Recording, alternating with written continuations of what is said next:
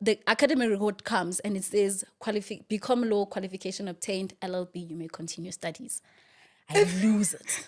I would lose it too. Who said I want to continue? Now I'm calling the faculty. I'm like, what's going on? They said, by taking a module from the LLB curriculum, you automatically got admitted to the study LLB. the LLB. Shucks. And I'm like, can't we remove it? Was fuck. I'm like, let's make a plan. Can we remove? I don't care. We can remove the text law marks. I don't mind. Sure. And they're like, no, we can't use it. We can't remove it. University rules. What? And I'm like, I can't present this to the different institutions because they're gonna be like, looks like I'm already enrolled, right? And that's how I got back to LLB. God, there's a book I was reading, Bamboozled by Jesus by Yvonne Orji. Yeah. She basically talks about how God tricked her into her life of her dreams. Yeah. I feel like that's how I'm feeling about your journey. It's like basically you're being forced into a thing. Because I mean, what could you have done? There was no way you could just drop out, and you had to go through it. And what was the experience like? It was a 2 years edition? Yeah, it was a 2 years edition, and the first of the two was the worst. At every point, I just felt like walking out of it. Okay. I was like, it's so hard because now you have to do so many modules in that year. 3rd year, 2nd year, some 4th year. It was a lot of work. It was overwhelming. My mental health there was in taking. shambles. Yeah.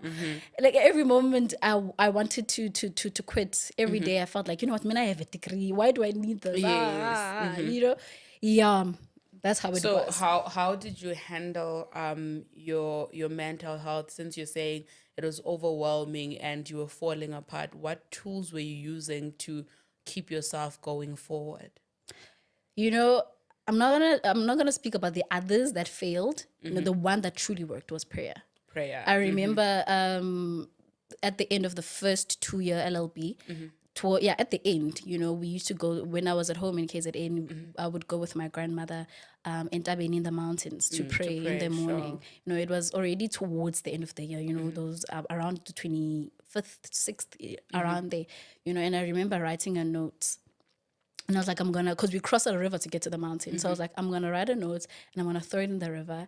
And all that I'm feeling is going to go away with the water. Sure, so you right? let it go. Yeah, I was like, and when I got to the mountain, my prayer was, God, make it make sense. Right? There's no way that I've been running away from this profession and you just pulling me back. Sure. Make it make sense and at least make me feel good about it. Sure. Do something that's going to make me realize that, you fit in. Maybe not like everyone else, but you fit in, And if this is a calling, make me accept it. Sure.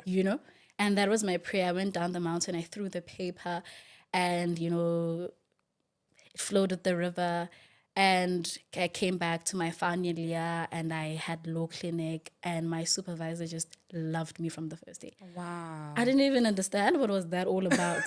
Now we talk, after class we talk about law clinic. How was your law clinic experience? And people will say people are complaining the worst things how about law crazy clinic. it is. And I was that 1% to it, something nice to say, but I couldn't say it. You can't say it. Where did you do your law clinic? At Auckland Park. Auckland Park. Auckland Park and campus. I've heard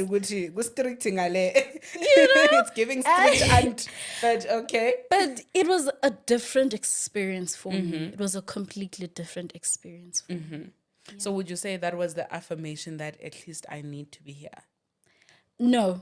I was still not convinced that I needed to be in the profession. I was like, at least now I feel better about studying towards this. Okay. But I still told myself that after I'm done here, peace out. Peace out. Okay. Yeah. So it wasn't enough. You felt like, what was it going to take to validate the fact that you fit in? Given that now you have this person that really likes you, they're affirming, and that's not the norm, but they are to you, that shows some sort of favor and grace, but you're still not convinced. I think there could never be anything really, because even at this point, I just feel like, if maybe I wanted to do this, then, And for me, it's like a thing of, I have to grow passion within the profession while I'm within, unlike other people who come in with the passion. Right? So you have to nature, grow it and plant it and all of that. Yeah. And I get how stressful that must be. Yeah. Okay. So now you do your law clinic, you're done with your degree, and then what prompted you to start applying to Botelcom and etc.? Yeah. So when I finished, towards the end of my BCom law, I tried applying for learnerships and everything, and I got a lot of rejections then. So you were sorry, just to interject. With the learnerships, like what prompted you to apply for learnerships? Did you know, or were you just applying? Did you have a goal in mind? Because now that you've finished your LLB, a person would think that, okay, maybe she's going to go into property. Why then start applying for learnerships and all of that? I think it was because I needed a break from the I didn't want to go to the inside the profession or practice or whatever. So I was just like, you know what, I need anything outside law. Right. So I would apply maybe to the banking sector, insurance, everywhere where I wouldn't really end up like assuming a legal role. Okay. Yeah. All right. Yeah, that was the rationale. So what portals were you using to apply? At first it was LinkedIn. Okay. Then I was introduced to PNet. Okay, love PNet. And I put most of my applications. I sent most of my applications there, PNet. Via PNet. Yeah. How long did it take you to secure something from the time you started applying? For this particular post that I got when I finished my exam, I think they responded after a month and a half. But I was really dedicated at applying. Okay. This time around, unlike the first time around, because the first time, towards the end of my BCom, I was like, maybe I will qualify for anything because I did well. When you do well, you think everything will go well. I don't know, so you had to this put time in more around, effort I and knew. you were I told myself at least 2 applications a day or at Okay. least for a week. All right. But so I started applying way earlier in the year. Even before June, I had started applying, sending applications. Okay. Yeah. So now that you applied for so you said you were applying for anything. You didn't care what it was. I was just applying for anything and everything. Even articles themselves, I just applied. You were just applying. And that was just for vibes. I was like, if I happen maybe to stay at home, it is what it is. let me just. Okay. But it was really not because I wanted to serve articles or anything. Okay. Like that, So now you get this post, you're in procurement, right? Yeah. And what did it look like? How did you feel about it? How was the interview process and all of that? It's crazy because from the job post itself, they never outlined exactly, the job specs or whatever. They just said they're looking for a graduate. And they were also recruiting via an agent. I kept asking the agent, what does the role entail? They're like, I really don't know. But all I know is that you're going to be coming in for about 4 months because the lady that is in that role is going for maternity and whatever. So it was already an existing role. So it wasn't like, it's a graduate program. Yeah, it was temp. Okay. So it wasn't like a graduate program where you're going to learn. They needed someone who's going to get in the role, hit the ground running because we have someone who fulfills this role, so we need someone who's going to just hold in for the 4 months while they are away. Okay. So that was about it. All right. No, that makes sense. And what did your role entail when you started it? What is it that you did? Like if you were doing a video, I'm going to see number 2K a day in my life. So maybe a day in your life as a procurement officer or a contracts administrator. Take us through it.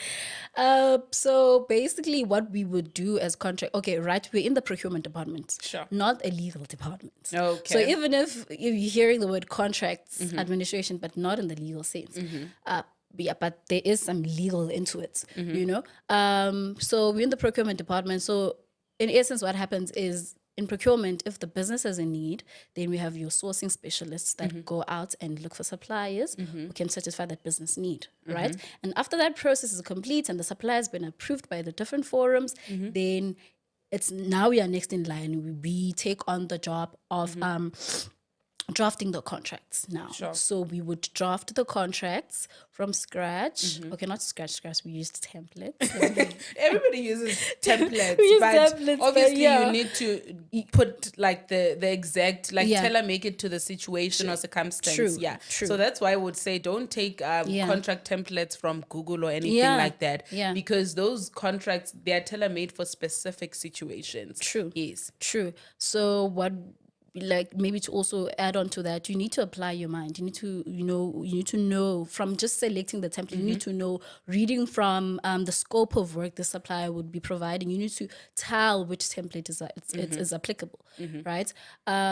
So after you've drafted, you send the draft to the supplier, and they have comments on whatever you've drafted. Then we send it to a legal department, and they review it. Okay. Right? So you guys do the groundwork, then they get to peruse and review and approve, disapprove. Then they're like, we fine. Then it comes back to me again. Then we sign off. Okay.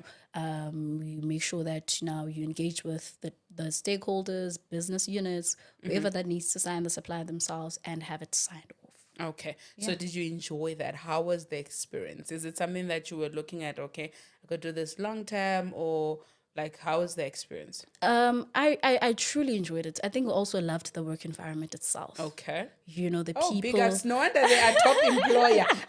Yeah, well, yeah. No, the people were amazing. Sure.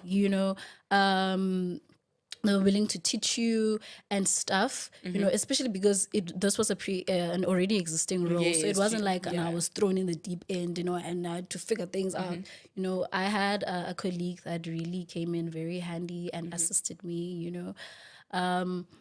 So I really enjoyed it. I don't want to lie. But, my concern was, do you really think you could do this for like 5 years? Term, okay. Because it's the same thing, really. Oh, it's repetitive. Yeah, so if you're not drafting a contract from scratch, you're probably drafting an addendum. You're extending an already existing contract.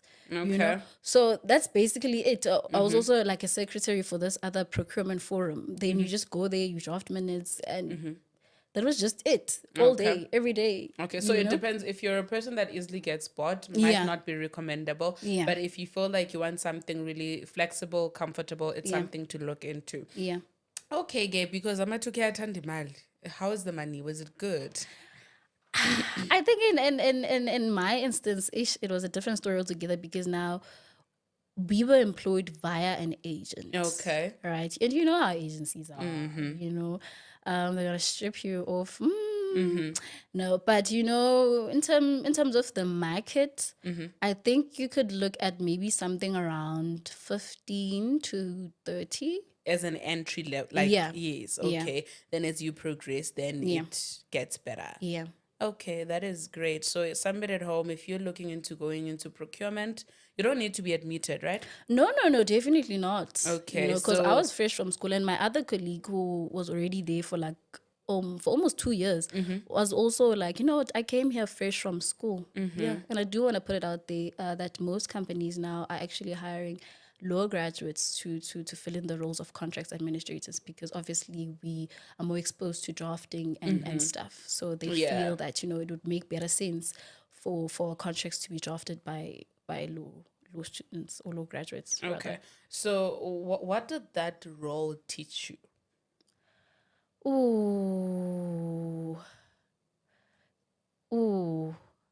It taught me that, the workplace is not such a bad place. Sure. It's not a bad place at all. You can literally be in a healthy environment and have the best colleagues. That's the one thing I kept thinking. I kept worrying about when, I got the offer to go elsewhere. I was like, how will the people be? I was most stressed about that, really, more than anything else. Not about the work, because the work you can always learn. Yes, you learn. I was stressed about the environment and the people. Yeah. And I was like, I was fresh from school, just a baby, I could say, in the corporate world. And, I had the best people. And it's you don't have to always believe that, when you're fresh from school, you're going to suffer. Yeah. Similarly with other schools, people were like, you're going to suffer. That's not true. That's not always the case. Yes, it's not always the case. I think also it depends on attitude. One, it depends on who you work for. Yeah. It depends on the attitude and how you look at whatever that you're going through, whatever season that you're in, right? And then what is it that you wish that somebody told you before you actually considered law? Because, you could have told your mom, like, hey, mama, and this was. I wish it was that easy. Just say, mama, no, don't be. I'm not going to do that.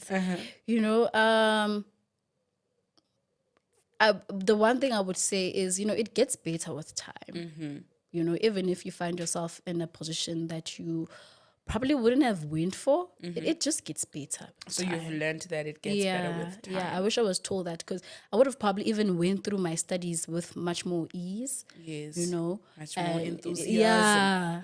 If only I knew that it would get better with time. Okay. Yeah. Okay. You know, a lot of the people in the corporate space, they always say it doesn't get better. But I love that today we have a positive light to say it does get better with time. And also, as long as you should be willing to learn from what you're telling me, being fresh out of university and going into a role that's already existing where you need to get the ball running and the ball rolling. Like it can be very nerve-wracking and all of that, but because you're willing and you asked for help from people around you, right? It's really inspiring, man, that you actually straight out of uni you told yourself that I'm applying. I love that, and I'm so proud of you, because some people do stay and they don't apply. Some people do drop out, and the fact that you allowed yourself to be pulled back into the profession, because some people actually decide, I don't care who said what, I'm going to drop out or I'm going to leave it at BA. But you seeing that, you know what, it seems like I need to complete this, and you actually followed through. It's very inspiring, and it teaches us that sometimes it's not things that we want that we're going to get, but sometimes it's things that we're called to, you know, and it seems like you are called to law.